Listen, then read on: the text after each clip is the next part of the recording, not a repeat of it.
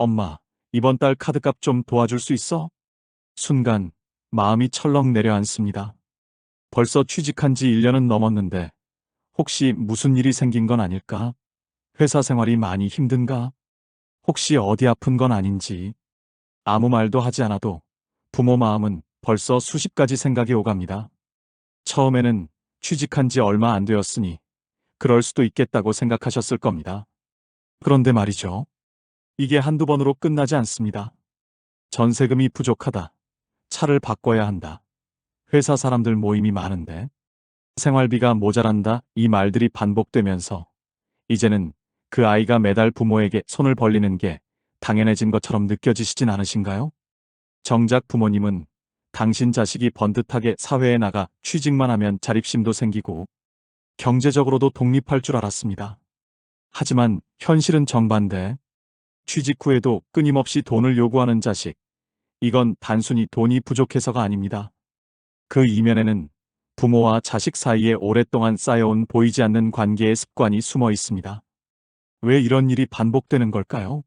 도대체 어디서부터 잘못된 걸까요? 오늘 알려드릴 이걸 모르면 자식 인생, 부모가 망칩니다. 정말 자식을 위해 뭔가 해주고 싶다면 지금부터 이야기를 놓치지 말고 꼭 끝까지 들어보셔야 합니다. 당신은 자식 인생을 망치실 건가요? 아니면 바로잡아 주실 건가요? 우리는 흔히 자식이 돈을 요구하면 그 자식이 철이 없다. 아직 어리다. 버는 것보다 쓰는 게 많다고 생각합니다. 물론 그런 경우도 있습니다. 하지만 심리학자들은 이 문제를 조금 다르게 봅니다. 단순히 금전의 문제가 아니라 관계의 패턴 문제라고 보는 것이죠. 자식이 부모에게 돈을 요구하는 행동, 그건 부모가 나를 언제나 도와줄 것이라는 무의식의 기대에서 비롯됩니다. 그리고 이 기대는 아주 오래전부터 천천히 형성됩니다. 아이의 유년기, 무언가를 요구했을 때 언제나 다 들어주던 부모, 심지어는 자기가 실수했을 때도 먼저 나서서 해결해주던 부모. 이런 환경은 도움을 청하면 언제든 해결된다는 심리적 안전망을 만들어줍니다.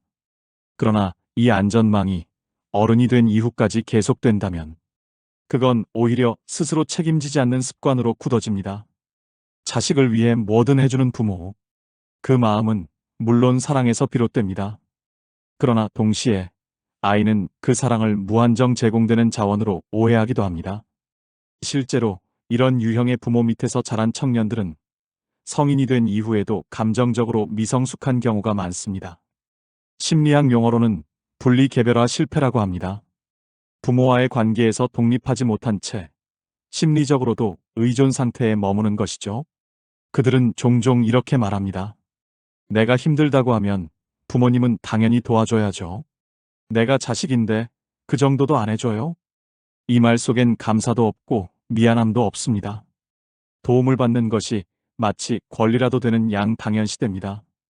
그런데요, 여기서 중요한 질문이 하나 생깁니다. 왜 어떤 자식은 부모에게 손을 벌리고 어떤 자식은 오히려 부모에게 용돈을 드리며 살아갈까요? 이 차이는 부모의 경제력보다 부모의 양육 태도에서 비롯된 경우가 훨씬 많습니다. 심리학자 마거린 말러는 이런 말을 했습니다. 자녀는 독립적인 존재로 떠나보낼 준비가 되어 있어야만 진짜 어른이 될 수 있다. 하지만 많은 부모들은 자식을 떠나보낼 준비가 안 되어 있습니다. 자식이 취직했다는 이유만으로 이제 독립할 거라고 믿는 건 면허증 땄으니 바로 고속도로 운전해도 되겠지라는 말만큼이나 위험한 생각입니다. 자식은 사회에서 고군분투하고 있는데 마음속에는 여전히 부모의 그늘이 필요하다고 느낍니다. 힘들 때마다 찾는 사람, 실수했을 때 감싸줄 사람, 부족할 때 메꿔줄 사람. 그게 늘 엄마 아빠였던 사람에게 자식이 손을 뻗는 건 어쩌면 너무 자연스러운 결과일지도 모릅니다. 그러니 이쯤에서 우리는 질문을 바꿔야 합니다. 왜 자식이 돈을 요구하는가? 가 아니라 왜 자식이 나에게서 독립하지 못했는가? 라고 말이죠. 이제 문제의 본질이 보이시나요? 단순한 금전 문제가 아닙니다. 오랜 시간에 걸쳐 굳어진 부모와 자식의 심리적 거리 문제입니다. 자식이 취직한 이후에도 손을 벌리는 경우 그 근저에는 세 가지 심리 패턴이 숨어 있습니다. 첫째, 책임 전가 습관.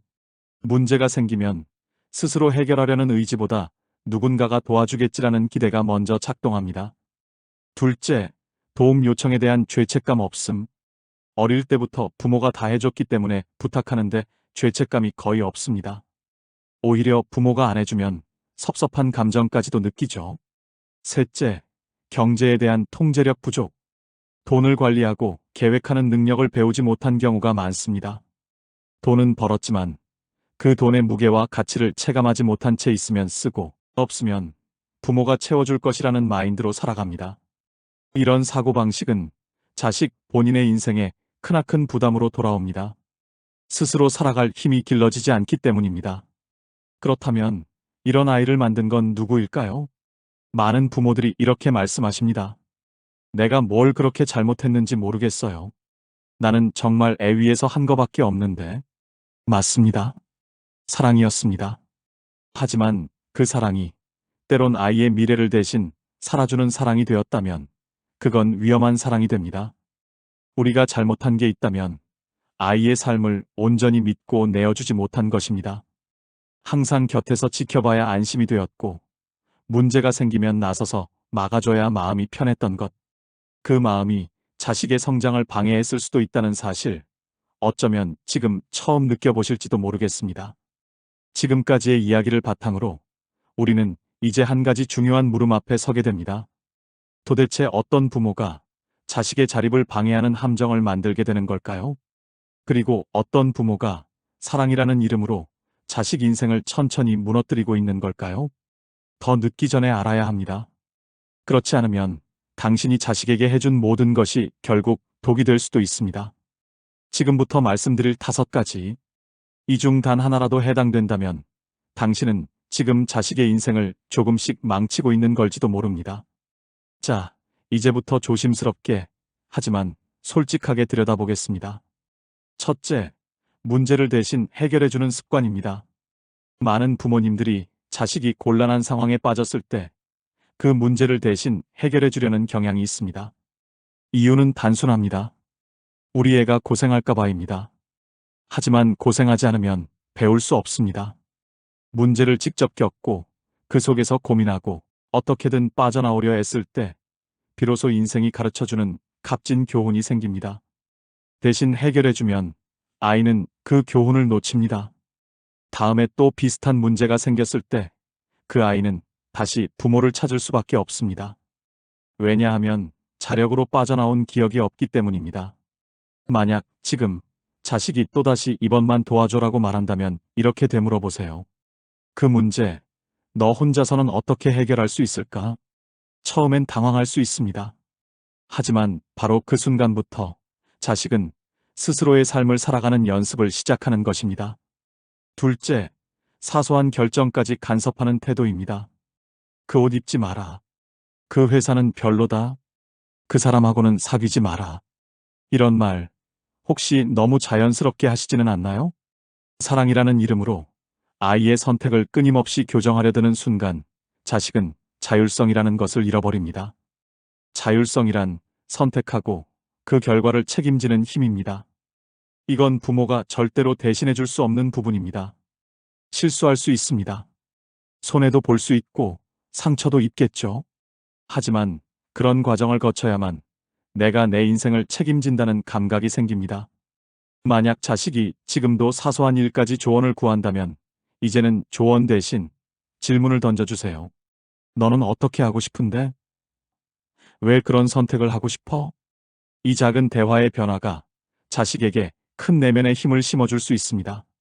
셋째, 이유를 따지지 않고 돈부터 주는 태도입니다. 취직한 자식이 카드값이 부족하다고 합니다. 월세가 빠듯하다고 하죠. 차를 바꿔야 한다고 말합니다. 이럴 때마다 돈을 건네주셨다면 그건 사랑의 지원일까요? 아니면 독립성의 침해일까요? 돈이란 건 정말로 필요할 때 자신이 계획을 세워 절박함을 느끼며 사용해야 비로소 그 무게를 압니다. 가장 안타까운 경우는 부모의 도움을 권리처럼 여기기 시작할 때입니다. 이번에도 해줬잖아. 엄마 돈 많은데 뭐 어때? 이런 말이 당연하게 나온다면 이제는 멈춰야 할 시기입니다. 금전 지원은 상황에 따라 선별적이고 일시적으로만 해야 합니다.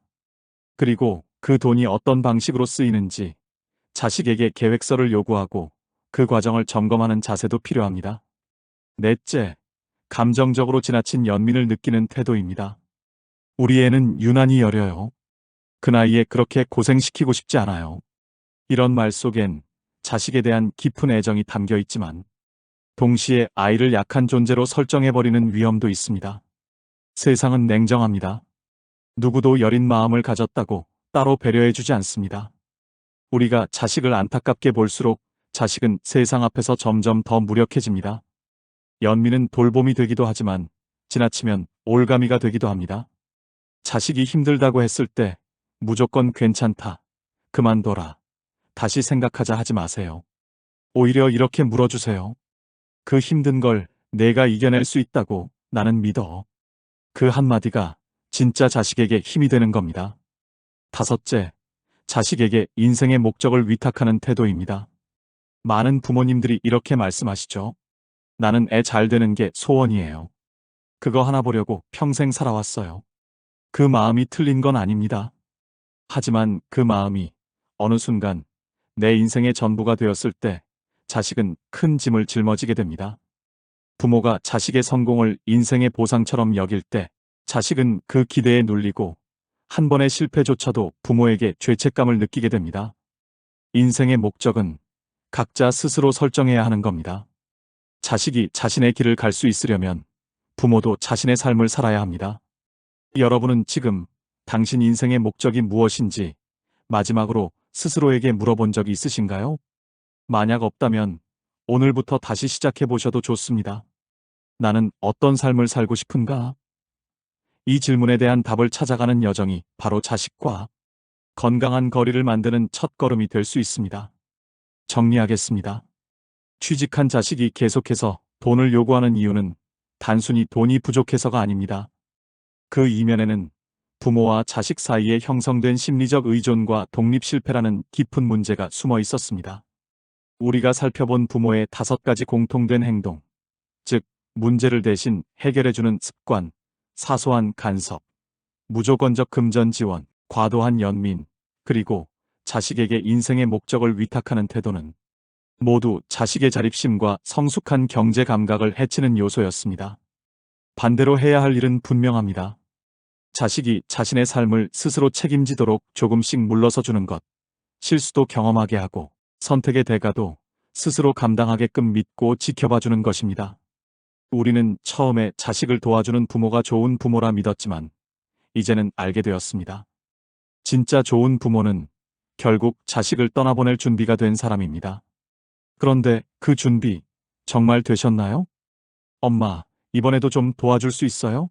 라는 말에 흔들리고 망설이게 된다면 아직은 마음의 끈을 놓지 못한 걸지도 모릅니다. 이번 한 번쯤은 괜찮겠지. 내가 아니면 누가 도와주겠어. 그래도 부모니까. 이런 생각이 자식의 자립을 조금씩 늦추고 있을 수 있습니다. 정말 자식에게 필요한 건 돈이 아닙니다. 부모의 믿음과 기대, 그리고 스스로 선택하게 하는 여유일지도 모릅니다. 그래서 오늘, 지금 이 자리에서 아주 작지만 강력한 2가지 실천을 제안드립니다. 첫째, 오늘 자식과 대화할 때 한 번만 이렇게 물어보세요. 그래서 너는 어떻게 하고 싶어? 이 짧은 질문이 자식 스스로 생각하는 힘을 키우는 첫걸음이 됩니다. 둘째, 자식이 금전적 도움을 요청할 경우 왜 필요한지, 어떻게 쓸 건지를 함께 정리해 보세요. 질문하고 기록하는 과정 자체가 자식에게 책임감을 줍니다.